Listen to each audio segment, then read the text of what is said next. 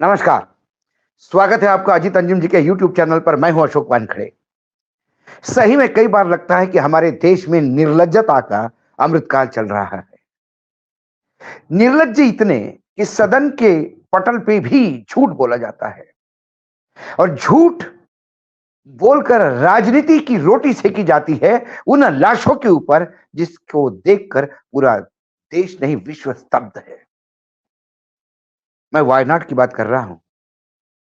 जब मैं आपसे बात कर रहा हूं, आधिकारिक आंकड़ा मौतों का 283 बताया जा रहा है। 130 लोग हॉस्पिटल में हैं, 240 लापता हैं। आर्मी, लोकल लोग, एनडीआरएफ सारे डिजास्टर मैनेजमेंट वाले सारे लोग काम पे लगे हुए हैं। लेकिन फिर आज मौसम विभाग ने रेड अलर्ट जारी किया। इसके चलते शाम को सारा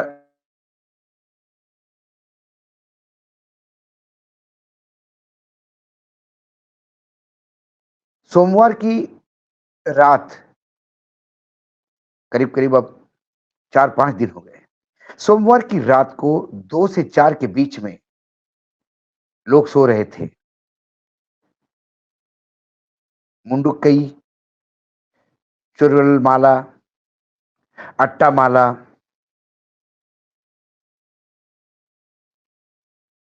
कुलमुझा, ये वो क्षेत्र है, गांव है, छोटे छोटे गांव।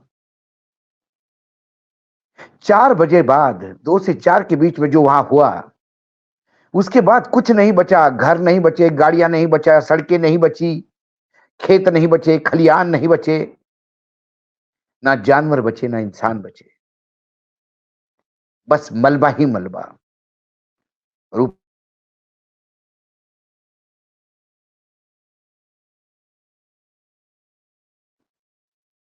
देश जब सुबह उठा तो जब पता पड़ा कि 4 गांव गायब ही हो गए, वॉश आउट हो गए, बह गए, पूर्ण रूप से मलबे में भरे हुए हैं, तब भी आशंकाएं बहुत मौतों की थी। अभी भी ये 283 का आंकड़ा फाइनल नहीं। ये आंकड़ा और भी बढ़ सकता है। कई नेता वहां चले गए हैं। जो वेस्ट बंगाल के गवर्नर हैं, जो केरल से आते हैं, वो गए। राहुल गांधी जो वहां के सांसद हुआ करते थे पिछले सांसद में, वो चले गए। प्रियंका जी हो सकती है वहां से चुनाव लड़ी, वो चली गई है। कई लोग गए। एआईएडीएम के जो पड़ोस वाली तमिलनाडु में पड़ोस की जो विपक्षी पार्टी है, उन्होंने 1 करोड़ रुपए का ऐलान कर दिया अपने पड़ोसी राज्य को। कई जगह से लोग आ रहे हैं। आर्मी की करीब करीब 5 टीमें लगी हुई है, 3 डॉग स्क्वाड लगे हुए हैं। आर्मी ने एक अस्थाई पुल एक नदी पर बनाकर, जो 24 टन वजन झेल सके, इतना ताकतवर पुल अस्थाई रूप से बनाकर कम से कम कुछ मदद कार्य आए जाए, इसकी व्यवस्था की है। पूरा देश प्रार्थना कर रहा है। जब उन लोगों के वीडियो देखते हैं तो खाना नहीं जाता। अकेला बचा है परिवार में, भाई बहन, माँ बाप, बीबी बच्चे, सब समाप्त। अकेला। एक एक कहानी दिल को चीर देती है। ऐसे में यदि कोई इस पे राजनीति कर रहा हो तो वो गिद्ध समान है, जो मृत देह पर अपनी भूख मिटाने का प्रयास करते हैं। वायनाड का जब मामला सामने आया तो तुरंत इसका पार्लियामेंट में इशू उठा। राहुल गांधी, क्योंकि वहां से वो इस बार भी चुनाव जीत के आए, उन्होंने अभी वहां से इस्तीफा दिया है। उन्होंने जब इस विषय पे कहा कि भाई केंद्र को तुरंत मदद करनी चाहिए, और जब ये इशू उठाया, इतनी बड़ा हादसा हुआ, तो स्पीकर ने कहा कि ये हादसा बहुत बड़ा है, इस पे राजनीति नहीं होनी चाहिए। लेकिन हमारे देश के गृह मंत्री आदरणीय अमित शाह जी ने सीधा सदन के पटल पर यह कह दिया कि केरल सरकार को हमने पहले ही सूचित कर दिया था। 23-24 जुलाई को ही हमने सूचित कर दिया था कि यहां लैंडस्लाइड होने जा रहा है, बहुत जबरदस्त बरसात होने जा रही है। लेकिन केरल गवर्नमेंट ने केंद्रीय सरकार की उस सूचना का कोई उपयोग नहीं किया और यह हादसा हुआ। कुल मिलाकर केरल में जो वामपंथी दलों की सरकार है, विजयन वहां के मुख्यमंत्री है, ठिकरा उनके सर पे था कि हमने सूचित करने के बाद भी आपने ये बात नहीं कही। गृह मंत्री जब लोकसभा में ये बात कहते हैं तो इस पर विश्वास रखना जरूरी होता है, क्योंकि लोकसभा सदन ये राजनीति का ग्राउंड नहीं है। लोकसभा सदन रैली का ग्राउंड नहीं है जहां आप चुनावी जुमले पे जुमले गढ़ते रहो और बाद में कहो तो चुनावी जुमले है, वो हमारी जिम्मेदारी थोड़ी है। एक गृह मंत्री जब स्टेटमेंट देता है और इतने बड़े हादसे पे, उसके बाद केरल के मुख्यमंत्री तो लगातार लगे हुए थे वहां बचाव कार्य में। जब वो बचाव कार्य से एक जगह रुके और मीडिया ने पूछा कि आपने इतने बड़ा पाप कैसा किया, आपको केंद्र सरकार ने सूचित किया था, उसके बाद क्या हुआ? तब उनने कहा कि कौन सी सूचना? मौसम विभाग ने तो आज रेड अलर्ट घोषित किया है। यह हादसा होने तक एक भी रेड अलर्ट मौसम विभाग से घोषित ही नहीं हुआ। तो कौन सी सूचना? सूचना तो आईएमडी आईएमडी से आती है, इंडियन मेट्रोलॉजिकल डिपार्टमेंट। वो मौसम विभाग विभाग जब रेड अलर्ट देता है तो चौकसी बढ़ते हैं, हमें पता है कहां क्या होना है। इन्होंने येलो अलर्ट दिया था, वो भी बहुत पहले।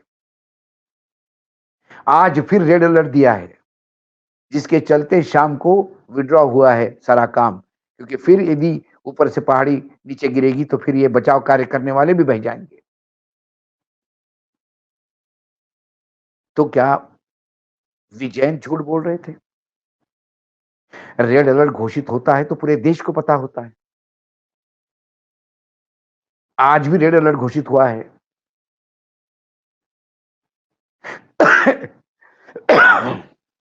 माफ कीजिए, ये कोई बाहर का हमला तो नहीं था कि जो गुप्त सूचनाएं आई थी और आपने कहा था कि आतंकी हमला हो सकता है, आप थोड़ा चौक से रखिए, और आपने नहीं रखी।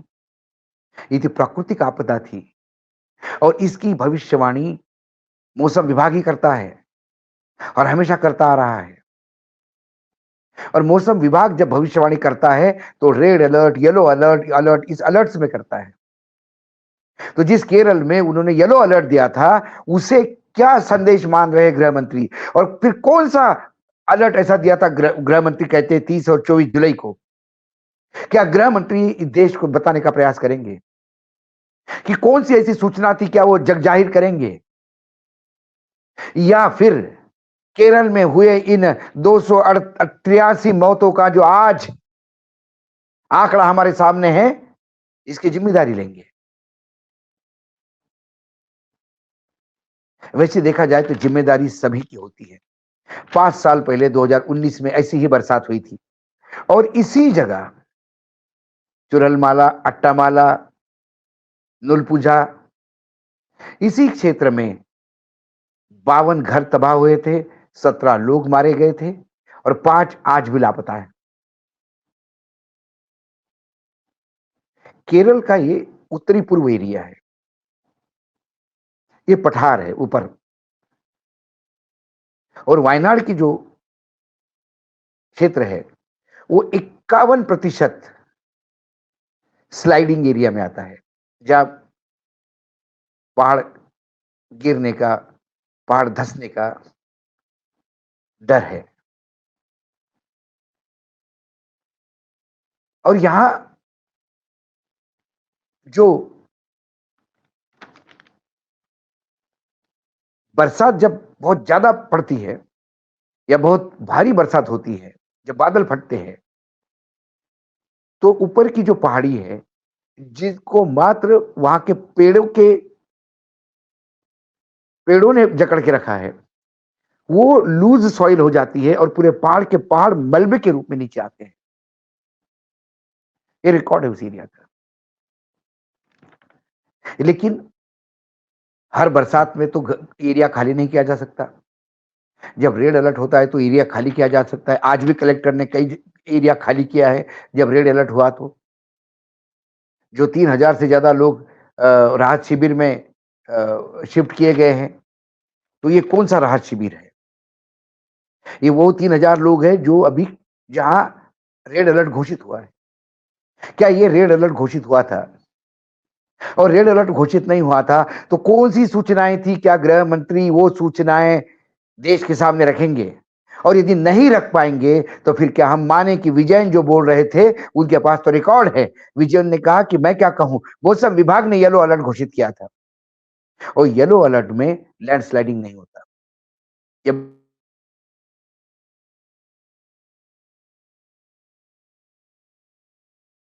इसको तो कोई रेड अलर्ट आया ही नहीं, तो फिर कौन सी सूचना 23-24 को दी? क्या गृह मंत्री बोल सकते हैं? या गृह मंत्री फिर केरल में वाम दलों की सरकार है, इसीलिए इस सरकार पर ठीकरा फोड़ रहे हैं? इसलिए मैं कह रहा हूं, ये आज वायनाड के बात पे बात करने को तैयार है, लेकिन मणिपुर पे बात करने को तैयार नहीं, जहां हजारों की तादाद में लोग मरे हुए हैं, क्योंकि इनको उनकी सरकार है वहां पे। जहां इनकी सरकार है वहां सारे पाप क्षम्य है। जहां दूसरे की सरकार है कि इनके पापों की भी सजा उस सरकार को देते हैं। यदि वायनाड में रेड अलर्ट पहले चला जाया होता 22-23 तारीख को, तो शायद बात कुछ और होती। और रेड अलर्ट वायनाड को यकीनन 23 और 24 जुलाई को नहीं गया, जो गृह मंत्री झूठ बोलते हैं। तो क्या हम सोचे, हमारे देश की राजनीति इतनी घिनौनी हो गई है कि अब लाशों पे भी रोटी सेकने लगे हैं? ये जो दर्दनाक हादसा हुआ, अजीत अंजुम जी के यूट्यूब चैनल की ओर से, सभी हमारे दर्शकों की ओर से हम श्रद्धांजलि देते हैं। हम उन तमाम मृतात्मा की शांति के लिए प्रार्थना करते हैं और हम प्रार्थना करते हैं उस प्रभु की कि हमारे नेताओं को कभी तो अक्ल दीजिए। सिर्फ 56 इंच का सीना नहीं, थोड़ा दिल भी दीजिए। कुछ जगह पे तो राजनीति ना करें, कुछ जगह पे तो मानवीय मूल्यों को सामने रखें। क्या हमारे गृह मंत्री करेंगे? सवाल ये है। आज इतना ही, फिर आता हूं किसी विषय के साथ। तब तक के लिए नमस्कार। देखते रहिएगा अजीत अंजुम जी का यूट्यूब चैनल।